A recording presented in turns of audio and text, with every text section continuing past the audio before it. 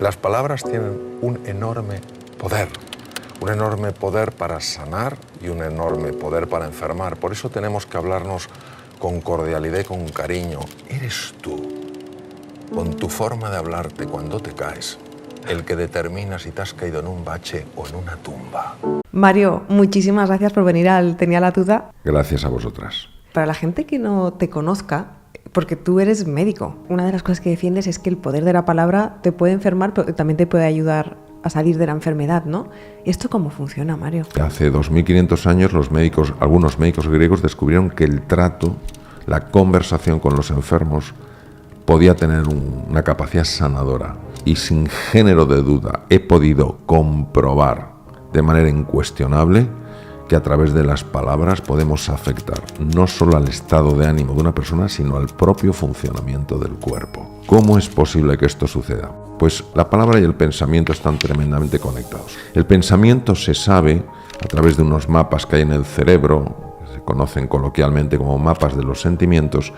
El pensamiento se convierte en sentimiento. Pienso que no puedo, me siento incapaz. Y el sentimiento, por unas vías nerviosas y unas vías endocrinas, es decir, hormonales, afecta al cuerpo. Entonces ya mi cuerpo se hace incapaz.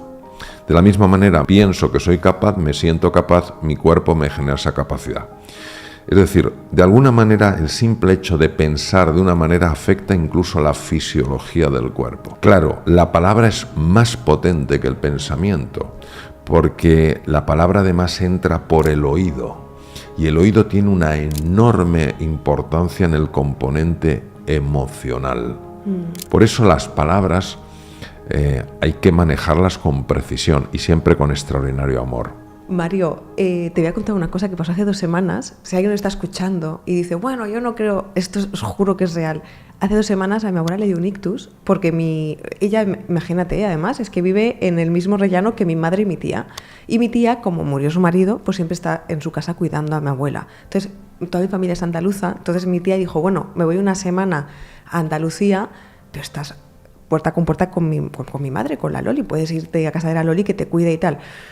Y mi abuela entró, como ella es mayor, entró en bucle, que se ha ido la tía Monse, se ha ido la tía Monse, estoy sola, y si me pasa algo, y le dio un ictus. Sí, sí. Se lo creó ella misma. Sí, por supuesto. Y yo además la llamé y ella, es que me ha dejado sola la Monse y me he puesto muy nerviosa, pero de verdad que fue tal cual. Sí, claro que sí. De hecho, detrás de la mayor parte de las enfermedades, como uno de los factores causantes o que contribuyen a la enfermedad, está un cuadro de ansiedad. La ansiedad siempre la genera la mente humana. ¿Por qué? Porque proyectas un problema en el futuro y empiezas a sufrir en el presente al creer que vas a ser incapaz de resolverlo. Es decir, probablemente ella pensó, si tengo un problema en el futuro, estoy sola. Y eso, naturalmente, que se refleja en un estado emocional, por ejemplo, en una subida de la tensión arterial. ¿Sabes qué me está pasando? Que lo escucho y me resulta aterrador, Mario, porque yo muchas veces, yo sé que cómo me hablo me va a influir en cómo me va el día o mi estado de salud, pero,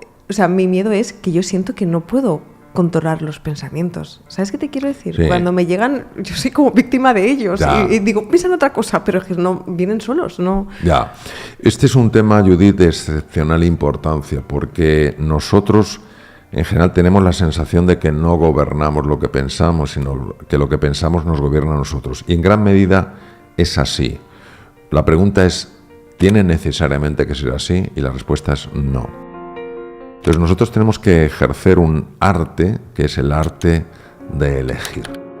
Cuando nosotros actuamos en base a lo que pensamos y lo que pensamos no nos ayuda y actuamos en base a eso, lógicamente nos hacemos daño a nosotros o hacemos daño a otras personas. Aquí hay una mera reacción. Aquí no somos libres, somos víctimas de patrones automáticos que se han convertido en circuitos neuronales predominantes por los que pasa la información. Entonces, el arte de ser libre es el arte de pararse, aceptar que se tiene ese pensamiento, pero no seguir el camino que nos marca. Acepto que me estoy diciendo que no valgo nada, imagínate.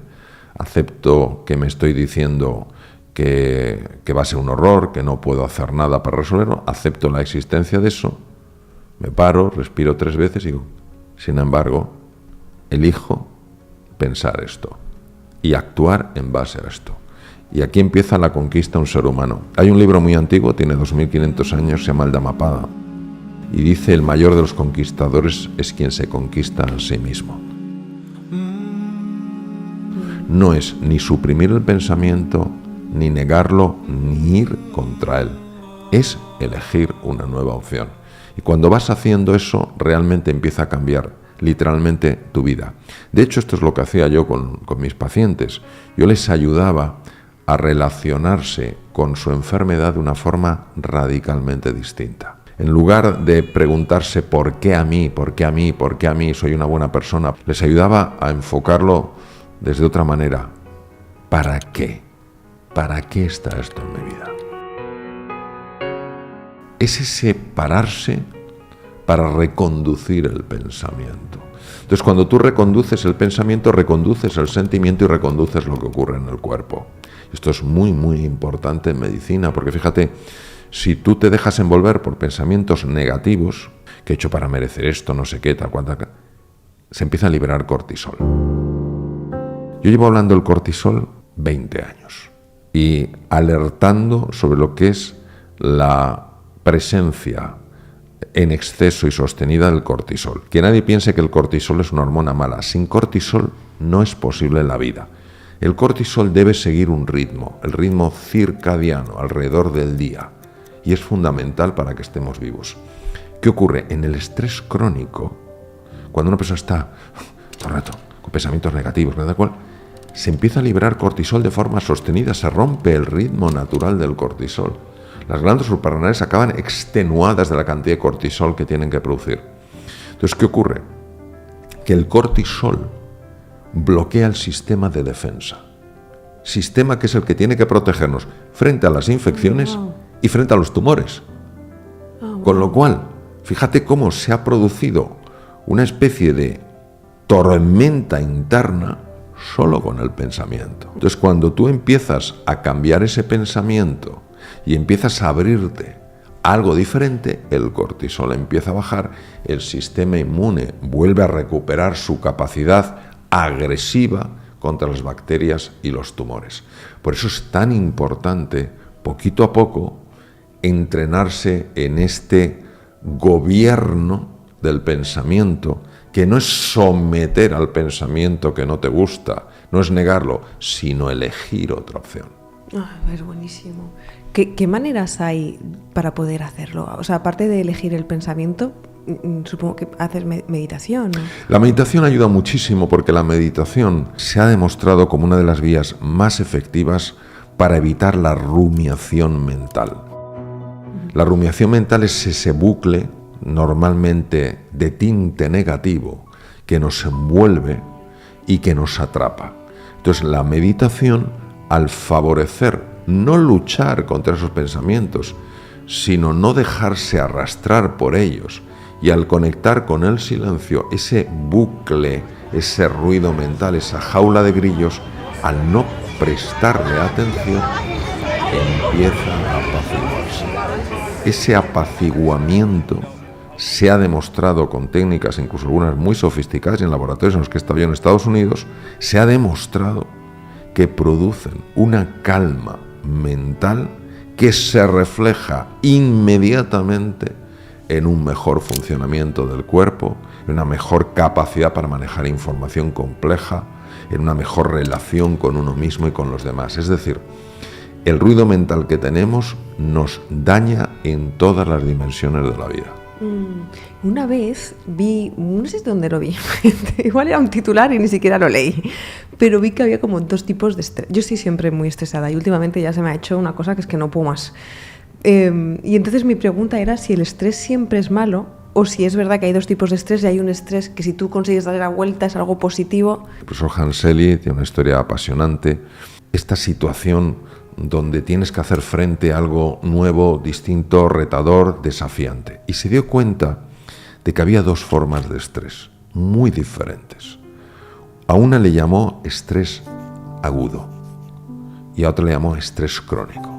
Se dio cuenta que el estrés agudo, en la mayor parte de las ocasiones, era beneficioso. porque nos preparaba, nos ponía en la disposición de hacer frente a situaciones complicadas. Pero él descubrió otra forma de estrés, un estrés donde no hay periodos de recuperación, estás constantemente activando esos mecanismos. Y entonces él lo llamó distrés. El eustrés ayuda, el distrés anula. Fíjate que en el eustrés, en el agudo, la hormona dominante es la adrenalina, mientras que en el distrés la hormona dominante es el cortisol. Joder. Entonces, ¿qué es lo que demostró el profesor Hans Selye? Que el estrés crónico o distrés, el que no se anula, es profundamente dañino para la salud. Y es el que hoy viven una gran parte de personas en el mundo y creen que es lo normal. Y se ha convertido en la norma y da la sensación de que si no estás así es que eres una persona un poco rara. Entonces, lo que hay que hacer es introducir periodos de recuperación, periodos de renovación para cortar ese flujo constante de cortisol. Entonces, cuando, por ejemplo, uno hace ejercicio físico o se distrae con algo que le absorba la atención o practica la meditación, en ese momento estás cortando esa cronicidad del estrés y en ese momento no tiene el efecto tan negativo. Mario, cuando has dicho que haciendo yoga, meditación, todo esto, ¿hay cambios físicos en el cerebro? ¿Cómo qué? Un aumento del grosor de lo que se llama la región frontoorbitaria izquierda, está justo encima de la órbita. Esta es una de las pocas zonas en el cerebro que tiene gobierno sobre unos núcleos en los lóbulos temporales, a la altura de las orejas, un poquito por delante, que se llaman los núcleos amigdalinos. Aquí está el núcleo central del miedo y núcleos que tienen que ver con las reacciones de ira. Entonces, la región orbitofrontal izquierda es capaz de bloquear eso para que no tengamos un miedo por cosas que no tenemos que tener miedo, ¿sabes? Ni tengamos ira por cosas que no nos tienen que generar ira. Entonces, ¿qué ocurre? Que cuando se practica la meditación se produce un aumento del grosor de la región orbitofrontal y los núcleos amigdalinos, que es donde está el núcleo central del miedo y que tiene que ver con las reacciones de ira, disminuyen en volumen. ¡Wow! Esto es de locos. Claro, es que tú imagínate lo que es ir por la vida con menos miedo y con menos ira. Ya ves. Pero yo pienso, una persona, imagínate que está, a veces, incluso a veces me pasa a mí, ¿no? Que una vez al año me deprimo. Entonces, cuando estás en el hoyo máximo, que dices, en ningún momento ahora me apetece a mí incorporar un nuevo hábito, ni salir a correr. Una persona que esté en el hoyo y diga, yo estoy escuchando a Mario y quiero cambiar mi vida, pero no encuentro la fuerza, ¿por dónde debe empezar? Más allá de ir a terapia, que entiendo que... Lo que te puede sacar del hoyo es una pregunta. ¿Cuál es el paso más pequeño que me atrevo a dar? O sea, cuando uno está en el hoyo, no solo es que se sienta mal, es que se siente incapaz.